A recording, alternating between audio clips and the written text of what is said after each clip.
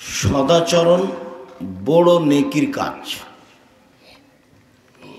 ভালো আচরণ সবচেয়ে ভারী নেকির কাজ। ইবাদতের জগতে সবচেয়ে ভিন্ন ধরনের ইবাদত হলো সলাত।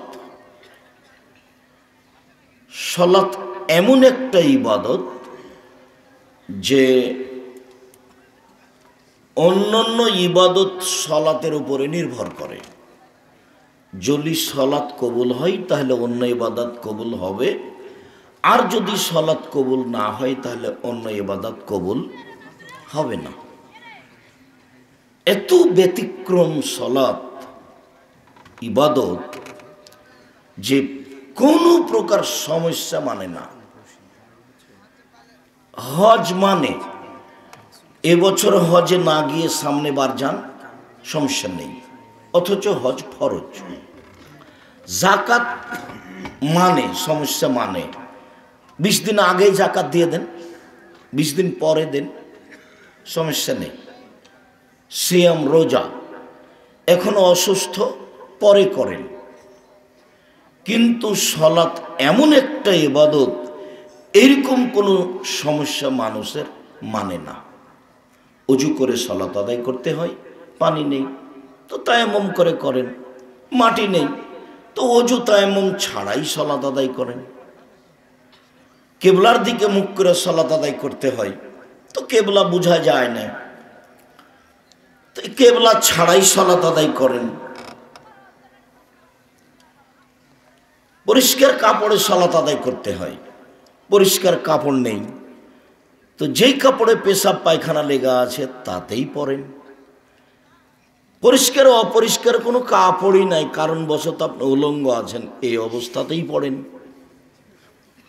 দাঁড়িয়ে পড়তে হয়, দাঁড়িয়ে পড়তে পারছেন না বসে পড়েন, বসে পড়তে পারছেন না শুয়ে পড়েন। সলাত এমন একটা ইবাদত যে আপনার কোনো অবস্থাতে ও আপনাকে ছাড় দেবে না। এরপরেও সলাত ইবাদতের নেকি যত ভারী, সদাচরণের নেকি তার থেকে হাজারো গুণ বেশি ভারী। সদাচরণ কি জিনিস? ইবাদতের জগতে সবচেয়ে দামি ইবাদত হলো সিয়াম, রোজা। এক ভিন্ন ইবাদত, সারাদিন না খেয়ে থাকলেই সবচেয়ে দামি ইবাদত হয়। এরপরেও এর নেকি ফলাফল যত ভারী, সদাচরণের ফলাফল তার চেয়ে অনেক অনেক অনেক বেশি ভারী। সদাচরণের নেকি মোমেন পুরুষ নারীর দাঁড়ি পাল্লাই সবচেয়ে ভারী নেকি। হজ একটা বড় ইবাদত, যদি কবুল হয়ে যায় তাহলে আপনি হয়ে যাবেন সেই দিনের মতো যেদিন আপনার মা আপনাকে জন্ম দিয়েছে, নিষ্পাপ হয়ে যাবেন। এরপরেও হজের নেকি যত ভারী, সদাচরণের নেকি তার চেয়ে হাজারো লাখো গুণ বেশি ভারী। সদাচরণ কি জিনিস? আগে একটা হাদিস পেশ করি। এই ছেলে, ওই বাহিরে ওরা তো হুড়াহুড়ি করছে, ওরা তো আর বুঝতে পারে না যে আমাদের অসুবিধা হচ্ছে। ও তো মনে করছে যে আমি নাগালের বাইরে আছি। তো তোমরা যারা দায়িত্ব পালন করছো দেখো, আশেপাশে বাহিরে কেউ কথাবার্তা বলতে পাবে না।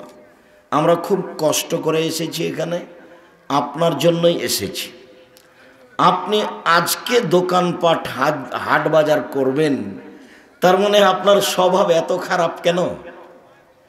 দুনিয়া বাজার কি মায়েরা খেয়েছেন? আজকে জিলাপি কিনতে হবে, এখন আজকে জিনিস কিনতে হবে। আসলেই কি আপনার কাছে ভালো চালচলন আছে? এইটাই কি ভালো? এটা হলো নোংরা ঘৃণিত স্বভাব। আমি কথা বলছি, আপনি বাজারে ঘুরছেন, কথা বলছেন, মানে আপনার একটু লজ্জাবোধ হয় না কেন? ইতস্তবোধ হয় না কেন? আপনাকে একটু খারাপ লাগে না কেন? খারাপ লাগা উচিত। আপনি নিজেকে মানুষ মনে করবেন, তাহলে তো আপনি চলে আসতে পারবেন। আপনি নিজেকে গরু ছাগল পশু প্রাণীর মতো মনে করছেন কেন? আপনি বলবেন আমি একজন হুঁশিয়ার মানুষ, আব্দুর রাজ্জাক সাহেব এসেছেন, এখন এগুলো থাক, গিয়ে সামনে বসে, এইভাবে বলেন নিজেকে। আবু দারদা রাদিয়াল্লাহু তাআলা আনহু বলেন, রাসূল সাল্লাল্লাহু আলাইহি ওয়াসাল্লাম বলেছেন, ইন্না আসকালা শাইইন ইদাউ ফি মিজানিল মুমিন ইয়াউমাল কিয়ামা খুলুকুন হাসান। বিচারের মাঠে মোমেন পুরুষ নারীর নেকির পাল্লায় সবচেয়ে যেটা ভারী নেকি রাখা হবে সেটা হলো ভালো আচরণ, চাল চলন, ভালো চাল চলন, সদাচরণ। এই সদাচরণের নেকিটা হবে সবচেয়ে ভারী। মানুষের পাপ নেকি ওজন হবে, তবে সবার হবে না। হিন্দুদের পাপ নেকি ওজন হবে না, কেন? নেকি তো নেই। ইহুদিদের পাপ নেকি ওজন হবে না, কেন? নেকি নেই, সেজন্য এক পাল্লা দিয়ে কি আর হয়? গাইবান্ধা গোবিন্দগঞ্জের লোকেরা কাজে যখন যায় তখন দুই পাল্লার একটা বাহুক কাঁধে করে নিয়ে যায়, দুই পাল্লাতেই কিছু থাকে। ফিরে আসার সময়তে সব ধান টান তো জমিনে বপন করেছে, তো এখন একটা ছোট্ট ছেলে গেছে, তো সেই ছোট্ট ছেলেটাকে এখন বাহুকে বানে করে নিয়ে আসবে কাঁধে করে। তো কি করেছে? ছোট্ট বাচ্চাটাকে একদিকে দিয়েছে আর একদিকে মাটি চাপিয়েছে। বুঝা গেল কথা কি? তার মানে ভারসাম্য না থাকলে ওটা নিয়ে আসা যাবে না। তো এখন দাঁড়ি পাল্লা যে হবে, তো দুই দিকে জিনিস না থাকলে হবে? ইহুদিদের কোনো নেকি নেই, যার কারণে ওদের পাপ নেকি ওজন হবে না। খ্রিস্টানদের কোনো নেকি নাই, যার কারণে তাদের পাপ নেকি ওজন হবে না। মুসলমান হওয়ার পরেও যাদের আকীদা বিশ্বাসের ত্রুটি, যারা আয়েশা রাদিয়াল্লাহু তাআলা আনহাকে গালি দেয়, যারা ওমর রাদিয়াল্লাহু তাআলা আনহুকে গালি দেয়, যারা আবু বকর সিদ্দিক রাদিয়াল্লাহু তাআলা আনহুকে গালি দেয়, আরও যারা এরকম কথা বলে শিয়া কাদিয়ানি, এদের পাপ নেকি ওজন হবে না। এদের ব্যাপারে আল্লাহ বলেছেন ইউখাযু বিন নাওয়াসি ওয়াল আকদাম, ওদের মুখের সম্মুখভাগ এবং পা ধরে জাহান্নামে নিক্ষেপ করা হবে, ওদের পাপ নেকির ওজন হবে না। তো যাদের পাপ নেকি ওজন হবে, দুই পাল্লাতে উঠবে, এক পাল্লায় পাপ আর এক পাল্লায় নেকি। আল্লাহ তাআলা বলছেন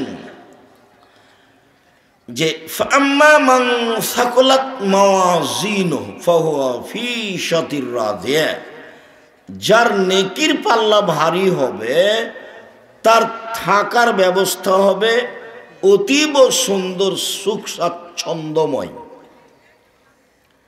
ওয়া আম্মা মান খাফফাত মাওয়াজিনুহু ফাউম্মুহু হাবিয়া, আর যার নেকির পাল্লা হালকা হয়ে যাবে, পাপের পাল্লা ভারী হবে, তার থাকার জায়গা হবে অতীব গভীর গহ্বর, হাবিয়া, জাহান্নাম। ও মাদ্রাকা মাহিয়া, মুহাম্মদ সাল্লাল্লাহু আলাইহি ওয়াসাল্লাম আপনি কি বলতে পারেন হাবিয়া নামক জাহান্নামটি কি? তারপরে আল্লাহ বলছেন তা হচ্ছে নারুন হামিয়া, জ্বলন্ত উত্তপ্ত আগুন। মানে পাপ নেকি ওজন হবে। তো মোমেন পুরুষ নারীর নেকির পাল্লায় যত নেকি চাপানো হবে, হজের, তাসবিহ তাহলিলের, জিকির আজকারের, কোরআন তেলাওয়াতের, সলাতের, দানের, সব নেকি নেকির পাল্লাতে দেওয়া হবে। তো যেটা সবচেয়ে ভারী নেকি হিসাবে পাল্লাতে দেওয়া হবে সেটা কিসের নেকি? সদাচরণের। সদাচরণ কি জিনিস? এই কোনো খাওয়ার জিনিস নাকি? ভালো কথা, ভালো আচরণের নাম সদাচরণ। লোকে বলে ছেলেটা খুব ভালো, ছেলেটা খুব ভালো, ছেলেটার চালচলন এত ভালো, এদের সদাচরণ। মানুষেরা বলে দুনিয়ার বদ, শয়তান, দুনিয়ার বদ, ওর মুখের ভাষাই খারাপ, ও দোমুখা, ওর কথা বলো না তো। এই যে অসৎ আচরণ, এর একটা বাস্তব দেখাই। আপনাদের যেখানে রাস্তা পাকা শুরু হয়েছে ওখানে একটা অটো আছে, তো আপনি অটোতে বসে আছেন। আমি গিয়ে অটোতে উঠতেই ছেলেটা অটোটা টান দিয়েছে, তখন আমি ধাক্কা খেয়ে আপনার মুখের ওপরে পড়ে গেছি। তখন আপনি আমাকে বলছেন বসেন বসেন, কোনো সমস্যা নেই, বসেন বসেন, কোনো সমস্যা নেই। এটা হলো একটা আচরণ। আপনি আমাকে বলছেন হ্যাঁ চোখ নাই, গাড়িতে উঠেছেন, হিসাব নাই, দেখে গাড়িতে উঠতে পারেন না, কপালে চোখ নাই, এটাও একটা আচরণ। বলেন তো কোনটা সদাচরণ? আগেরটা সদাচরণ। আজকের পরে থেকে নিয়ে কোনোদিন দাপট দেখিয়ে, ক্ষমতা দেখিয়ে কোনো কাজ করা হবে না। স্বভাব খারাপ করে কোনো কাজ করা হবে না। বলছে লোকটার স্বভাবই খারাপ, বলছে লোকটা মানুষই নয়, এরকম আচরণ করা হবে না। দলীয় দাপটে কিছু করবেন না জীবনে। ১,৫০০ বছর পর জুলুম করার পরেও ফেরাউন ডুবে গেছে। তো ১,৫০০ বছর জুলুম করেছে, তখন মানুষে মনে করেছে যে এর মনে হয় মরণ হবে না। আপনারা কয়েক বছরই বিরক্ত হয়ে গেলেন, তখন আপনাদের নেত্রীর সময়সীমা হলো মাত্র ৪৫ মিনিট।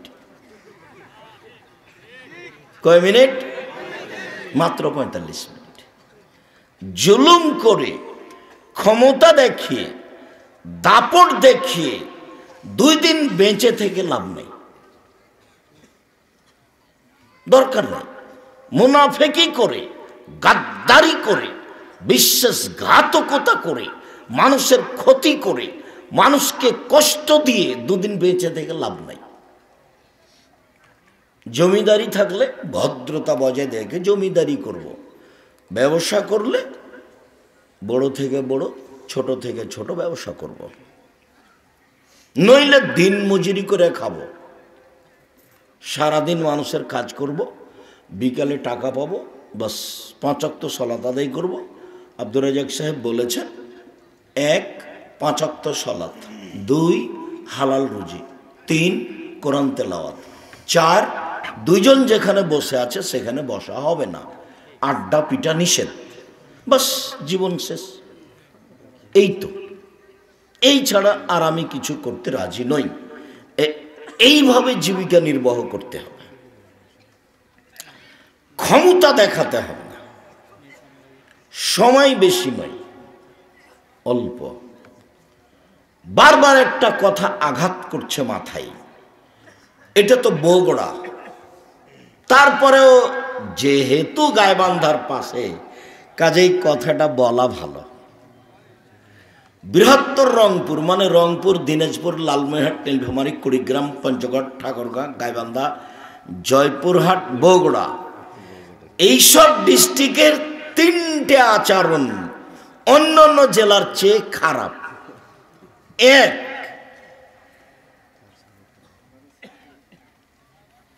বোনকে জমি দেয় না, ভাই নিয়ে নেয়।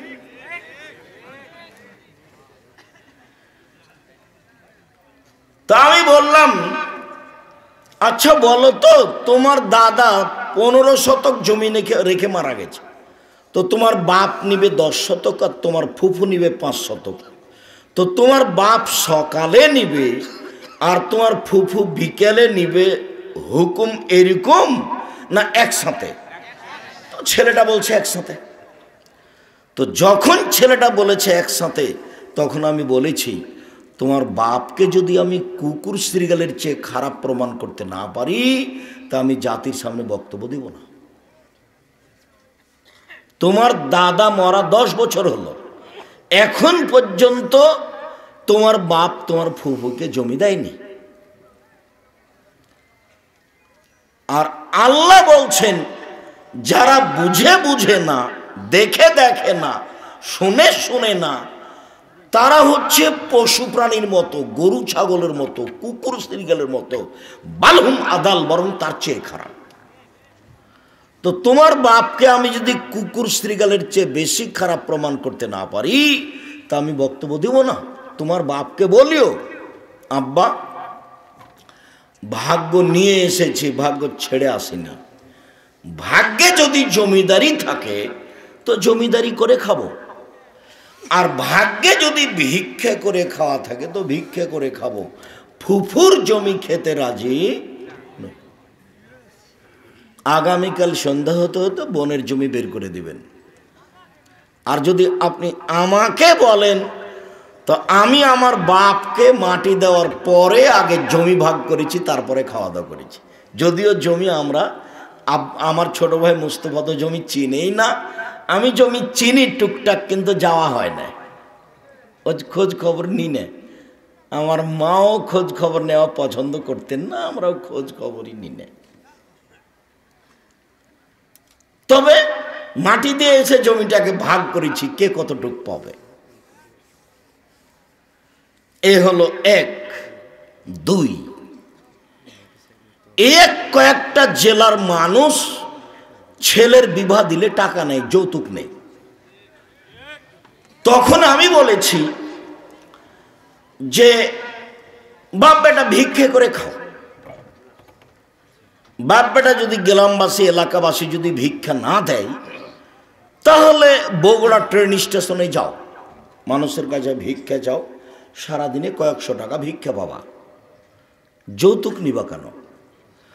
ভিক্ষে করা টাকা দিয়ে চাউল কিনে ভাত খেয়ে ইবাদত কবুল হবে, ভিক্ষে করা টাকা দিয়ে চাউল কিনে ভাত খেয়ে ইবাদত কবুল হবে। যৌতুকের টাকা দিয়ে চাউল কিনে ভাত খেয়ে ইবাদত কবুল হবে না। যৌতুকের টাকা হারাম। এই যে বললাম, দেখি কোন মায়ের বেটা কিয়ামত পর্যন্ত এভাবে উল্টে ধরতে পারে। যেভাবে বলছি সেভাবেই থাকবে। তার মানে তোমার বাপের আর তোমার উচিত ভিক্ষা করে খাও। ভিক্ষা করে খাবা কেন? দিন মজুরি করে খাও। আর আগামীকাল সন্ধ্যা হতে হতে মোটর সাইকেল, সাইকেল, খাটলা, চকি বাক্স, টাকা পয়সা যা নিয়েছো তা শ্বশুরকে ফেরত দাও। তোমার বাপের মুখখান দেখো তো কালো হয়ে গেছে, দেখো।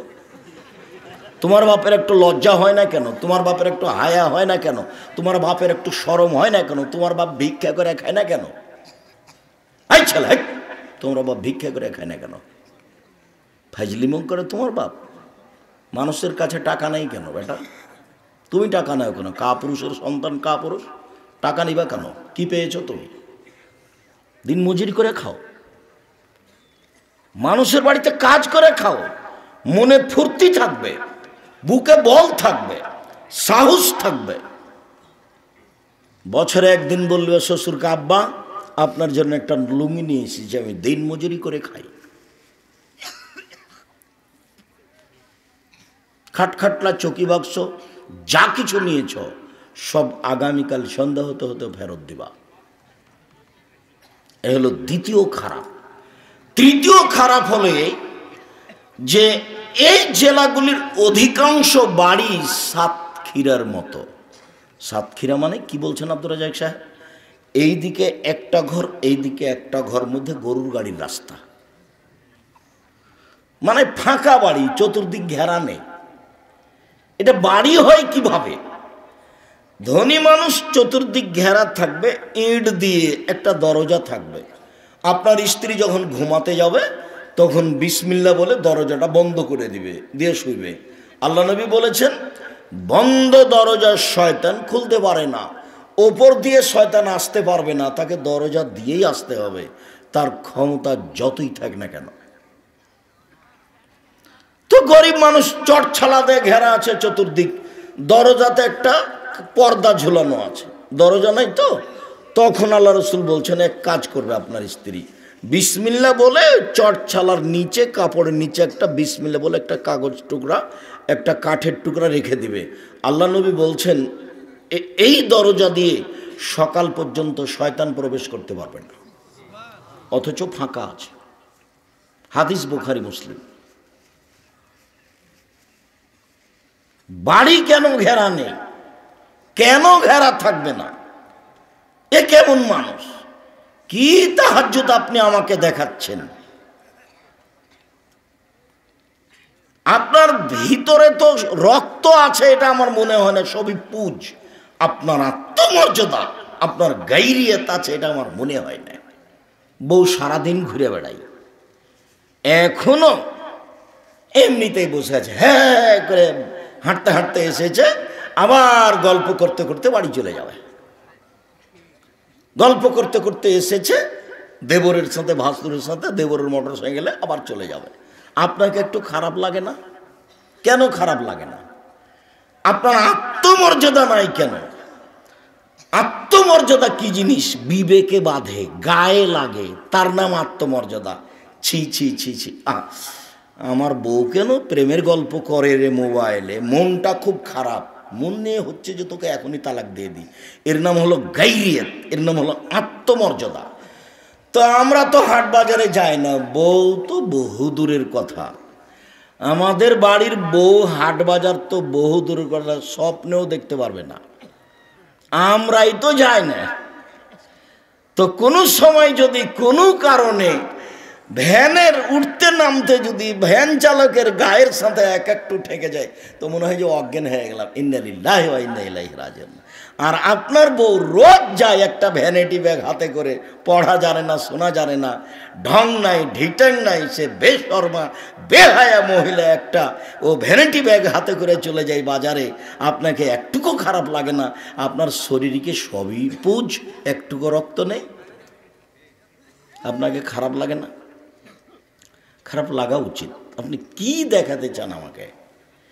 গাইরিয়ত কাকে বলে, আত্মমর্যাদা কাকে বলে দেখবেন এক মিনিট। গাইরিয়ত, আত্মমর্যাদা।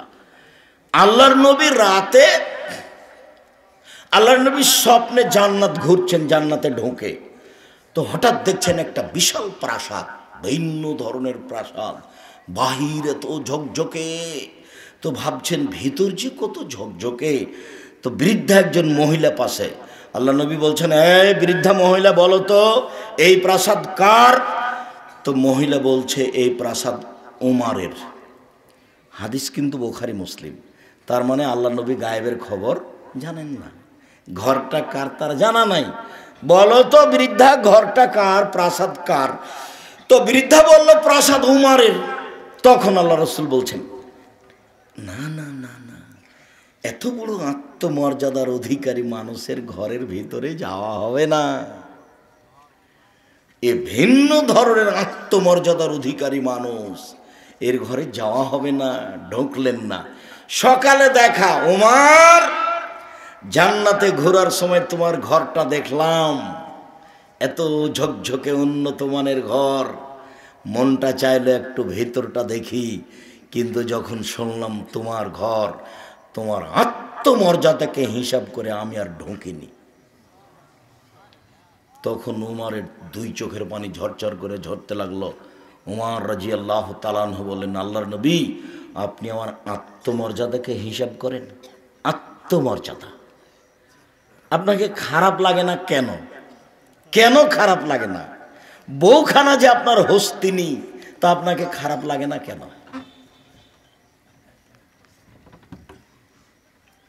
একটা মধ্যখানে কথা বলি, তারপর তাড়াতাড়ি চলে যাচ্ছে।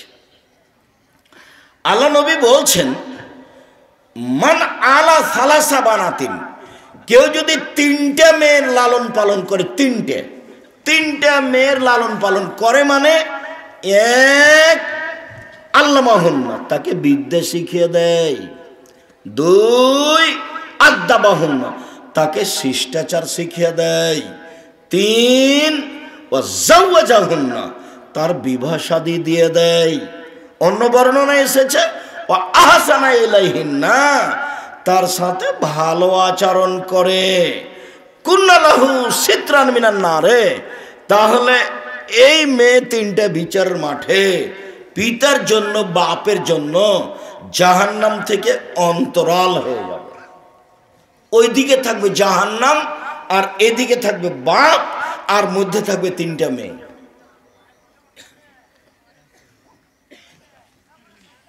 একটা মেয়ে হয়েছে তখন মন খারাপ, আর একটা মেয়ে হয়েছে তখন দাদি বলছে কি করবি রে, ডিপিএস খোল।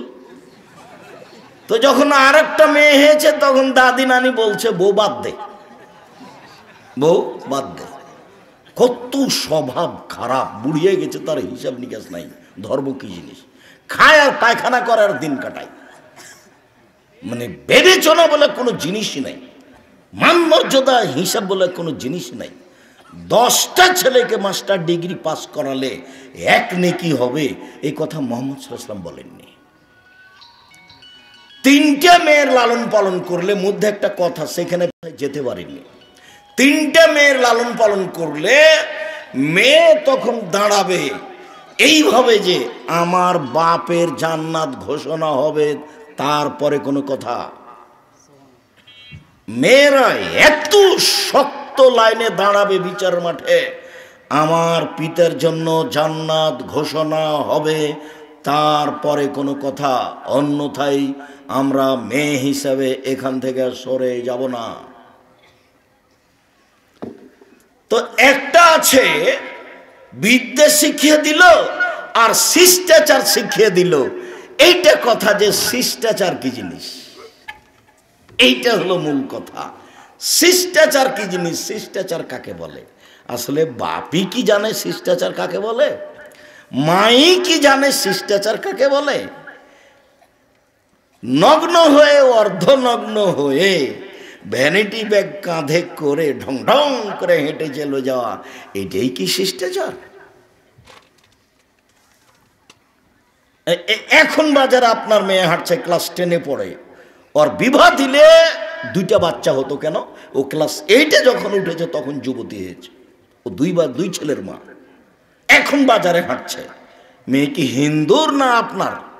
জবাব আপনি দিন, আমাকে দিতে হবে না। আমি দিব কেন? মেয়ে কি আমার, যা আমি দিব? শিষ্টাচার কাকে বলে? শিষ্টাচার কাকে বলে? হুড়াহুড়ি করছে এখনো বাজারে আপনার ছেলে, আপনার মেয়ে। ও কি হিন্দুর ছেলে? ও কি হিন্দুর মেয়ে? কেন হুড়াহুড়ি করে? কা পুরুষ আপনি? ঘৃণিত পুরুষ আপনি। আপনি বাপ নন, আপনি ওই মেয়েটার সৎ বাপ, আপনি ওই ছেলেটার সৎ বাপ। আমি এ কথা বলিনি। আল্লাহ নবী বলছেন মেয়েকে শিখিয়ে দিল 1, শিষ্টাচার শিখিয়ে দিল 2, মেয়ের সাথে ভালো আচরণ করলো 3, মেয়ের বিবাহ দিয়ে দিল 4। তাই মেয়েরা জিম্মেদারি নিবে বাপকে জান্নাতে নিয়ে যাওয়ার, যে কোনো মূল্যে নিয়ে যাবেই যাবে। বাপে মেয়েকে শিষ্টাচার শিখিয়ে দিয়েছে। শিষ্টাচার কি জিনিস?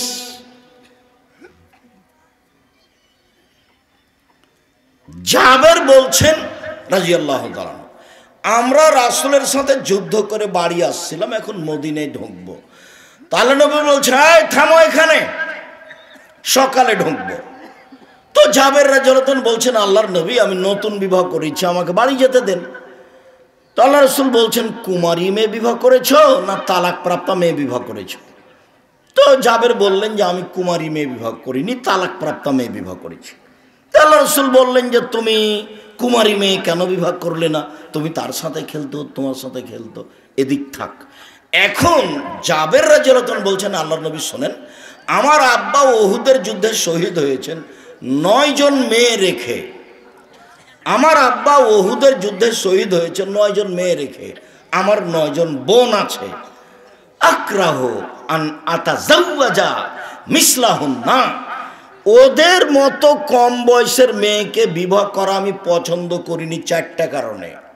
আল্লাহ নবী শোনেন, আমার আব্বা উহুদের যুদ্ধে শহীদ হয়েছেন, ওদের মতো কম বয়সের মেয়েকে আমি বিবাহ করা পছন্দ করিনি 4টা কারণে। 1, বেশি বয়সের মেয়ে বিবাহ করেছি 4টা কারণ। 1, তুয়াল্লিমাহুন্না, আমার স্ত্রী যেন আমার বোনদেরকে বিদ্যা শিখাতে পারে। 2, বলে তুয়াদ্দেবাহুন্না, আমার স্ত্রী যেন আমার বোনদেরকে শিষ্টাচার শিখাতে পারে।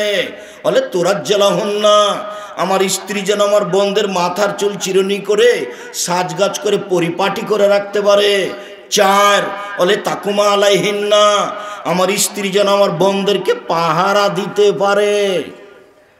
শিষ্টাচার, শিষ্টাচার কি জিনিস? 1 মিনিট,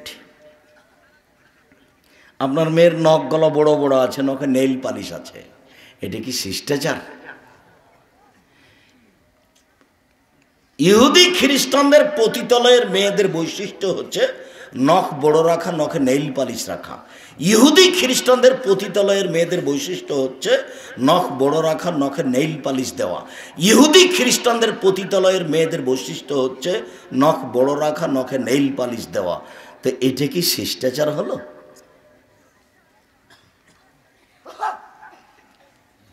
ভুরু ওপর নিচে থেকে তুলে চিকন করে আস্কারা মাস্কারা দিয়ে রেখেছে, এটা একেবারেই হারাম। এইটা কি শিষ্টাচার হলো? শিষ্টাচার কোনটা? ওই যে আপনার টাকা নিয়ে ব্যাগ নিয়ে বাজারে গেছে, এক ডজন প্লেট নিয়েছে, সেই প্লেটে আছে চিংড়ি মাছ, এইটা কি শিষ্টাচার হলো? আপনার স্ত্রী একটা তরকারির বাটি কিনেছে, সেটা হলো কাতল মাছ, এইটা কি শিষ্টাচার হলো? আপনার স্ত্রী একটা আয়না কিনেছে, আয়না, সেটা হলো রুই মাছ, এটা কি শিষ্টাচার হলো? আপনার স্ত্রী একটা আপনার বাচ্চার পেশাব পায়খানার জন্য পট কিনেছে, সেইটা হলো ঘোড়া, এটা কি শিষ্টাচার হলো? শিষ্টাচার কি জিনিস?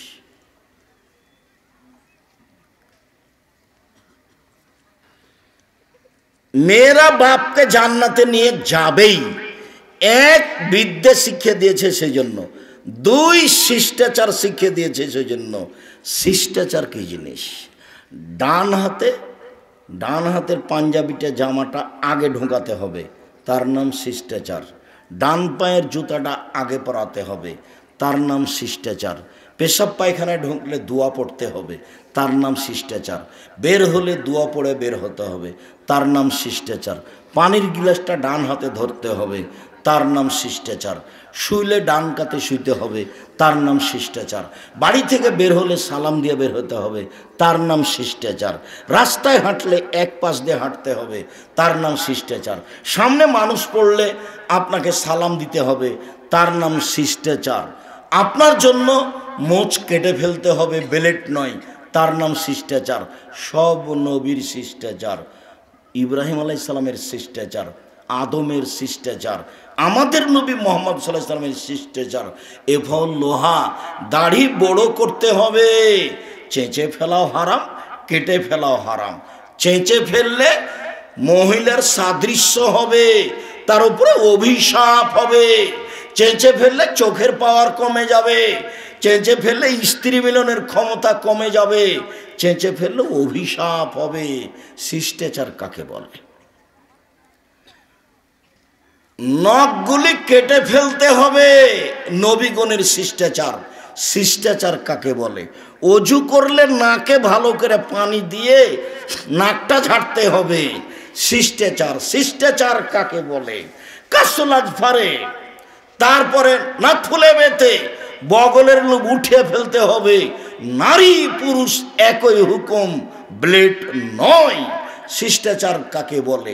সকল নবীর শিষ্টাচার, সকল নবীর অভ্যাস, সকল নবীর আদাত, সকল নবীর খাসলাত, এটাই ছিল এই 10টা শিষ্টাচার। নিচের লোম পরিষ্কার করতে হবে, নারী পুরুষ একই হুকুম, ঊর্ধ্বে টাইম 40 দিন। ওই ইন্তেকাসুল মায়ে, পেশাব পায়খানার পরে পানি দিয়ে পবিত্রতা অর্জন করতে হবে। আগে ঢেল টিস্যু পেপার পরে পানি, এ কথা নয়। আবার ঢেল নিয়ে 40 কদম হাঁটা নোংরামি, পায়ের উপরে পা উঠা বেহাই, খক খক করে কাশা নোংরামি, এইটা নয়। পেশাব পায়খানার পরে পানি দিয়ে পবিত্রতা অর্জন করতে হবে। নবীগণের বৈশিষ্ট্য, সব নবীর বৈশিষ্ট্য। পানি না থাকলে ঢেল টিস্যু পেপার, টিস্যু পেপার নিয়ে 40 কদম হাঁটতে হবে। ঘটনা যদি তাই হয়, তাহলে আপনি 40 কদম হাঁটবেন, আপনার বউ হাঁটবে না? ওকে বলবেন যে তুইও 40 কদম হাঁট, পায়ের উপরে পা ওঠা, খক খক করে কাশ। ধর্ম তো আপনার কাছে পাগল হয়ে গেছে। বিস্তারিত দেখবেন পবিত্রতা নিয়ে জুমার খুতবা, মধ্যেখানে শিষ্টাচার নিয়ে কথা এসেছিল, তাই আপনার কাছে কিছু রাখলাম। এর জন্য আমি দায়ী নই, আপনি দায়ী। সম্মানিত দিনী ভাই বোন, সদাচরণ, সদাচরণের নেকি নেকির পাল্লায় সবচেয়ে ভারী। আল্লাহ আমাদের নবীকে বলেন, ইদফা বিল্লাতি হে আহসান। মুহাম্মদ সাল্লাল্লাহু আলাইহি সাল্লাম, আপনি যখন মানুষের সাথে কথা বলবেন, তখন মানুষ যেটা বলেছে আপনারটা যেন তার চেয়ে সুন্দর হয়। আল্লাহ তাআলা বলেন, ওয়াজাদিলহুম বিল্লাতি হে আহসান। মুহাম্মদ সাল্লাল্লাহু আলাইহি সাল্লাম শোনেন, যখন মানুষের সাথে কোনো তর্কমূলক কথা হবে, বাকবিতণ্ডমূলক কথা হবে, তখন আপনারটা যেন তার চেয়ে ভালো হয়। সদাচরণ কাকে বলে? মহান আল্লাহ বলেন, ফাবিমা রাহমাতিম মিনাল্লাহ চাই বসো, ফাবিমা রাহমাতিম মিনাল্লাহ লিনতা লাহুম ওয়ালাউ কুনতা ফাদ্দান গালিজাল কলব লানফাযু মিন হাওলিক। মুহাম্মদ সাল্লাল্লাহু আলাইহি সাল্লাম, আল্লাহর পক্ষ থেকে বড় দয়া যে আপনার চাল চলন নম্র সুন্দর হয়েছে। আপনার চাল চলন যদি কর্কশ খারাপ হতো, মানুষ আপনার পাশ থেকে সরে যেত। শুনুন, সদাচরণ মানে এক ফাফানম, মানুষ যা ভুল ত্রুটি করেছে আপনি তা ক্ষমা করে দেন। দুই, আস্তাগফির লাহুম, ওরা আপনাকে গালি দিয়ে অনেক কিছু বলে যে পাপ করেছে, আপনি নিজে তাদের জন্য আল্লাহর কাছে ক্ষমা চান। আল্লাহ, ওরা না বুঝে আমাকে গালি দিয়েছে, তুমি তাকে ক্ষমা করে দাও। এর নাম সদাচরণ। আর যদি আপনি দল সংগঠন করেন, আর আমি যদি আপনার দল সংগঠনে না যাই, আর আমি যদি বিপদে পড়ি, তাহলে আপনি বলবেন ঠিক হয়েছে, ঠিক হয়েছে, উচিত হয়েছে, উচিত হয়েছে। এটা সদাচরণ। আবার আপনি গরুও জবাই করবেন। গরু জবাই করতে আমি নিজে দেখেছি, আমার দুই চোখ সাক্ষী। গরু জবাই করতে আমি নিজে দেখেছি, রাজশাহীর ঘটনা নকল করছি। কোথায় কবে সদাচরণ বিদে নিয়েছে? কিসের ধর্ম, কিসের দল, কি বুঝাতে চান আপনি আমাকে? সদাচরণ কাকে বলে? এই ছেলে, সম্মানিত দিনী ভাই বোন, সদাচরণের নেকি বিচারের মাঠে নেকির পাল্লায় সবচেয়ে ভারী নেকি। মনে থাকবে কি? এবার কয়েকটা কথা আপনাকে বলি। সদাচরণ এমন একটি ইবাদত, এ দিয়ে সবচেয়ে দামি জান্নাত পাওয়া যায়। সদাচরণ এমন একটি ইবাদত, এ দিয়ে সবচেয়ে দামি জান্নাত পাওয়া যায়। রাসূল সাল্লাল্লাহু আলাইহি ওয়াসাল্লাম বলেন, ইন্না ফিল জান্নাতে গোরাব ইরা জাহিরুহা মিন বাতিনিহা ও বাতিনুহা মিন জাহিরিহা। জান্নাতে কতগুলি উন্নত মানের ঘর রয়েছে, যার বাহির থেকে ভিতর দেখা যায়, ভিতর থেকে বাহির দেখা যায়, শুধু টকটক টকটক করছে, ঝকঝক করছে। সাহাবীগণ বললেন, লেমান হাজিহি, আল্লাহর নবী, এত দামি ঘর কে পাবে? তখন আল্লাহ রাসূল উত্তরে বললেন, লেমান আলানাল কালামা, যার স্বভাব ভালো সে পাবে, যার চালচলন ভালো সে পাবে। সদাচরণ দিয়ে সবচেয়ে দামি নেকি পাওয়া যাবে। সদাচরণ কি জিনিস? সদাচরণ দিয়ে দুইটি বড় বড় আমলের নেকি হবে। আয়েশা রাদিয়াল্লাহু তাআলা আনহা বলেন, ইন্নামাল মুমিন ইয়াজদু বিহুসনি খুলুকিহি দারাজাতা সাইমুল কায়েম। নিশ্চয় মানুষ সদাচরণ দিয়ে নিয়মিত তাহাজ্জুদ পড়লে যা নেকি পায় সেটা পাবে। নিশ্চয় মানুষ সদাচরণ দিয়ে নিয়মিত নফল সিয়াম রোজা থাকলে যে নেকি পায় সেটাই পাবে। আবার বলি, ইবাদতের জগতে একটা বড় ইবাদত হলো রাতে তাহাজ্জুদ পড়া। এতে মান সম্মান বেড়ে যায়। ইবাদতের জগতে একটা দামি ইবাদত হলো নফল সিয়াম থাকা।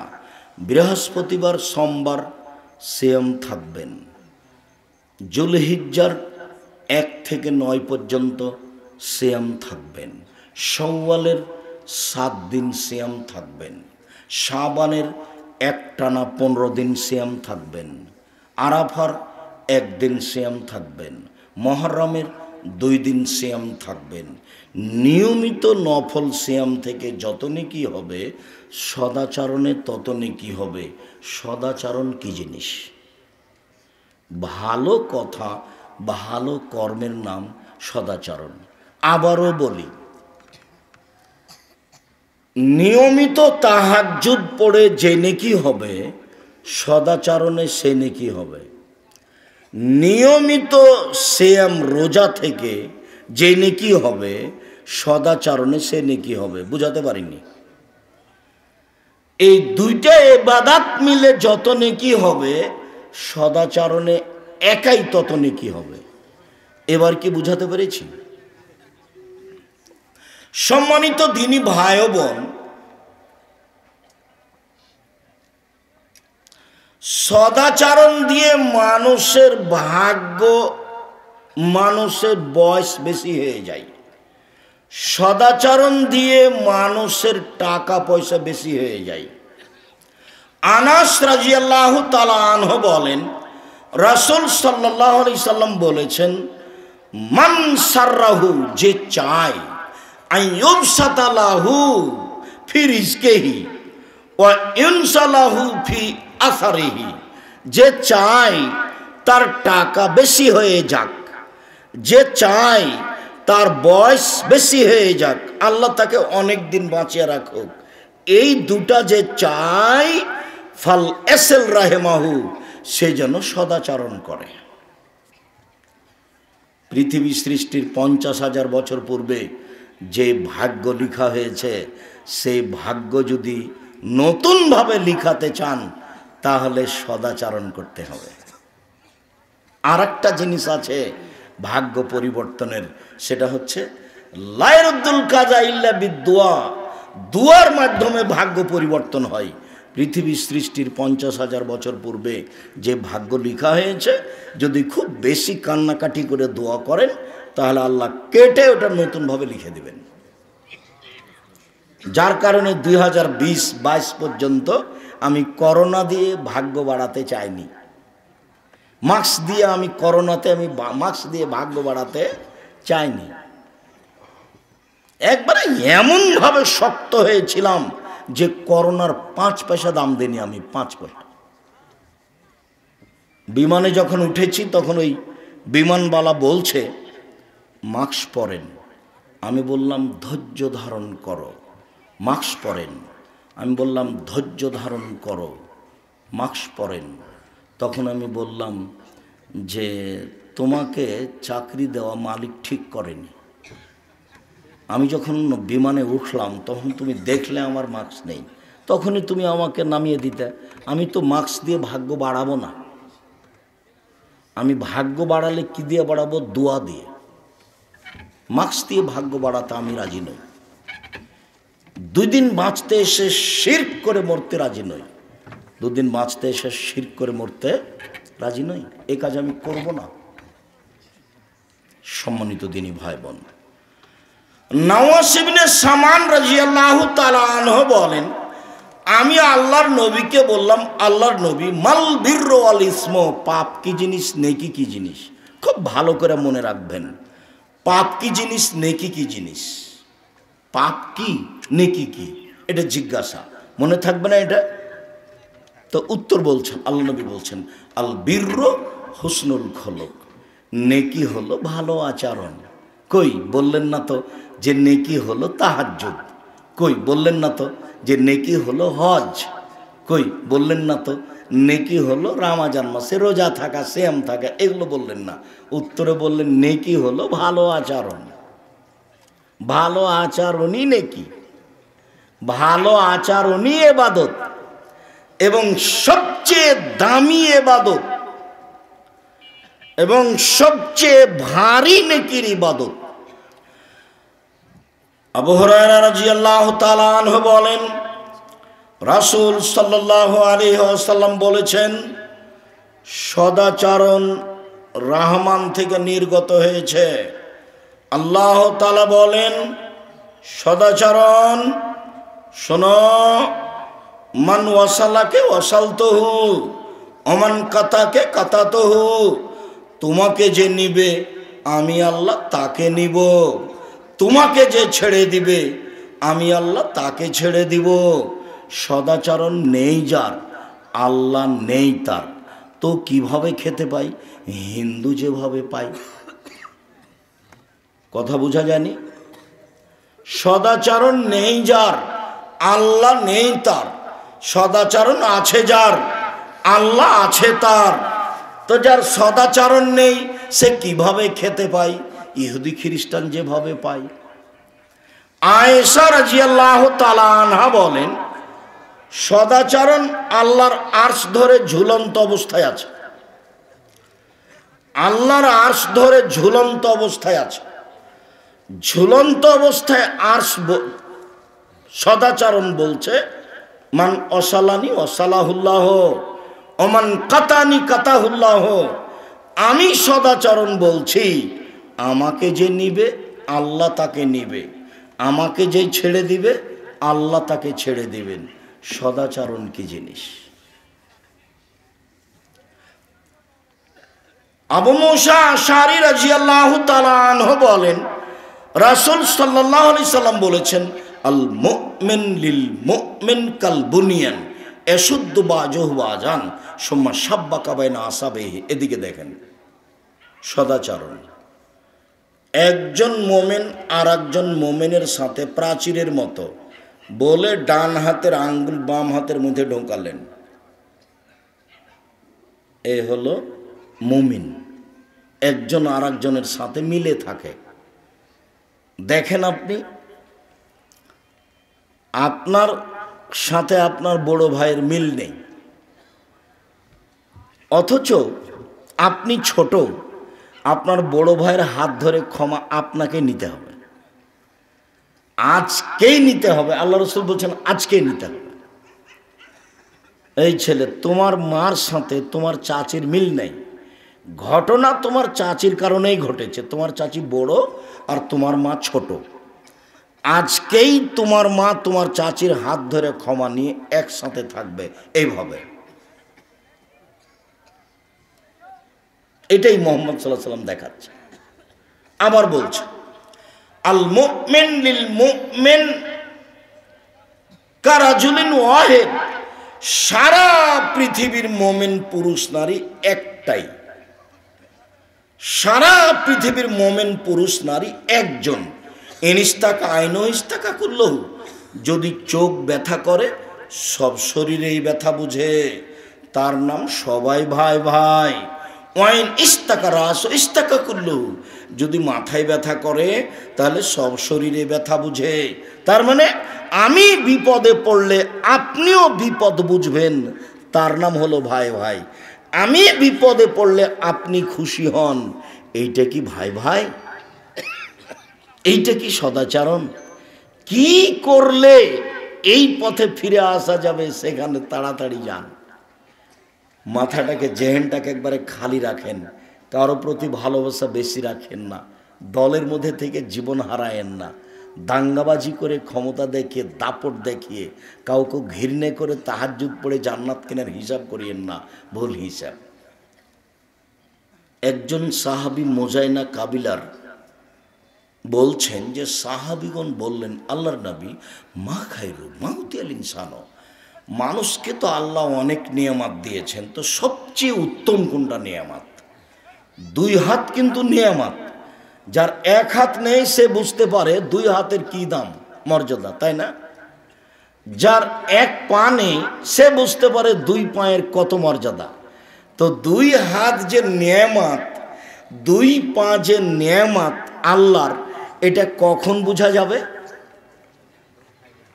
না থাকলে। তো সাহাবী বলছেন, সাহাবীগণ, আল্লাহর নবী, আল্লাহ যে মানুষকে অনেক নিয়ামত দিয়েছেন, তো সবচেয়ে দামি কোনটা? তো আল্লাহ রাসূল উত্তরে বললেন, আল খুলুকুল হাসান, ভালো চাল চলন হলো সবচেয়ে দামি নিয়ামত। এক, আলোচনার শেষে চলে এসেছে। এক, ভালো চাল চলন হলো সবচেয়ে দামি নিয়ামত। দুই, ভালো চাল চলন দিয়ে বয়স বেশি হয়ে যায়। তিন, ভালো চাল চলন দিয়ে টাকা পয়সা বেশি হয়ে যায়। চার, ভালো চাল চলন দিয়ে দামি জান্নাত পাওয়া যায়। পাঁচ, ভালো চাল চলন দিয়ে দুইটা বড় বড় ইবাদতের নেকি পাওয়া যায়। মনে নাই? বলেন তো বড় বড় ইবাদত দুইটা কি? একটা তাহাজ্জুদ আর একটা হলো নফল সিয়াম। ছয়, ভালো চাল চলন দিয়ে সবচেয়ে বেশি নেকি হয়।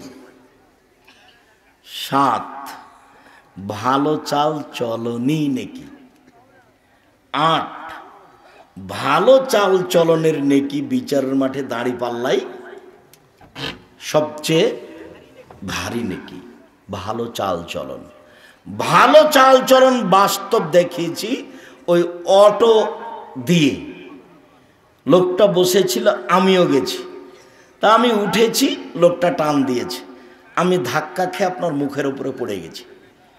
তা আপনি বললেন বসেন, বসেন, কোনো সমস্যা নেই। এটা একটা চাল চলন। আপনি বললেন যে কপালে চোখ নেই, দেখে উঠতে পারেন না, এটা একটা চাল চলন।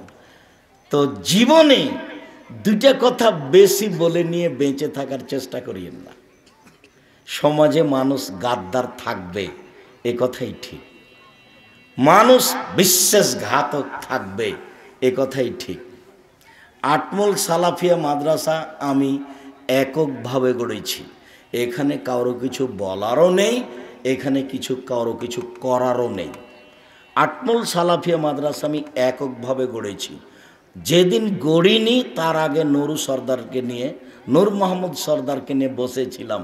আর ওইখানে কি যেন ভাদুরিয়াতে গিয়ে বসেছি, সাদুরিয়াতে গিয়ে বসেছি, তার বাড়িতে বসেছি। আটমুল সালাফি আমি এককভাবে দেখাশোনা করি।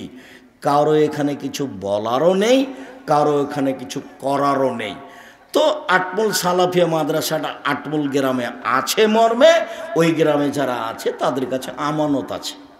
তারা যদি 19-20 করে তাহলে তারা হবে বিশ্বাসঘাতক, তারা হবে গাদ্দার, যেটা আমি চাইনি। 19-20 হয় না যেন, সাবধান। 19-20 করে দু একদিন বেঁচে থেকে কোনো লাভ নেই।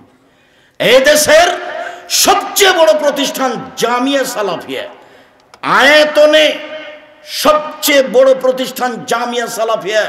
জামিয়া সালাফিয়া হাটাবো, বীরহাটাবো, রূপগঞ্জ, নারায়ণগঞ্জ, ঢাকা এখন প্রায় 100 বিঘা জমির উপরে অবস্থান করে, যার 22 বিঘা মেয়েদের জন্য। জামিয়া সালাফিয়া ডাঙ্গিপাড়া, পাওয়া, রাজশাহী প্রায় 40 বিঘা জমির উপর অবস্থান করে। জামিয়া সালাফিয়া রাজশাহী যেটা মহিলার জন্য তৈরি হতে যাচ্ছে, সেটাও প্রায় 70 বিঘা জমির উপর অবস্থান করে। জামিয়া সালাফি যেটা দিনাজপুর, সেটা প্রায় 20 বিঘা জমির উপর অবস্থান করে। এদেশের আয়তনে সবচেয়ে বড় প্রতিষ্ঠান জামিয়া সালাফিয়া। মনে রাখা ভালো হবে, শিক্ষক সংখ্যায় সবচেয়ে বড় প্রতিষ্ঠান জামিয়া সালাফিয়া। জামিয়া সালাফিয়া 300 জন শিক্ষক শিক্ষিকা, বেতন লাগে 32 লক্ষ। জামিয়া সালাফিয়া শিক্ষক গুণে সবচেয়ে বড় প্রতিষ্ঠান। জামিয়া সালাফিয়াতে ইন্ডিয়ান শিক্ষক থাকেন। জামিয়া সালাফিয়াতে মদিনা বিশ্ববিদ্যালয় থেকে প্রফেসরেরা এসে নিয়মিত সেখানে পাঠদান করে থাকেন। দেশের তো বড় বড় বিদ্বান আছেই। জামিয়া সালাফিয়ায় খালি আলেমদের জন্য 3 ধরনের রান্না হয়। যারা বিদেশি সৌদি আরব থেকে আসা মানুষের রান্না করে, ওই বাবুর্চি হলো চট্টগ্রামের, ওদের রান্না ভিন্ন। যারা ইন্ডিয়ান তাদের রান্না ভিন্ন। আর যারা আমরা গরিব মানুষ, বাংলাদেশের মানুষ, এদের জন্য রান্না ভিন্ন। এইটা জামিয়া সালাফিয়া, যেখানে বিদেশ থেকে এসে শিক্ষাদান দিয়ে থাকেন, তার নাম জামিয়া সালাফিয়া। জামিয়া সালাফিয়ায় ছাত্র সংখ্যায় সবচেয়ে বড় প্রতিষ্ঠান।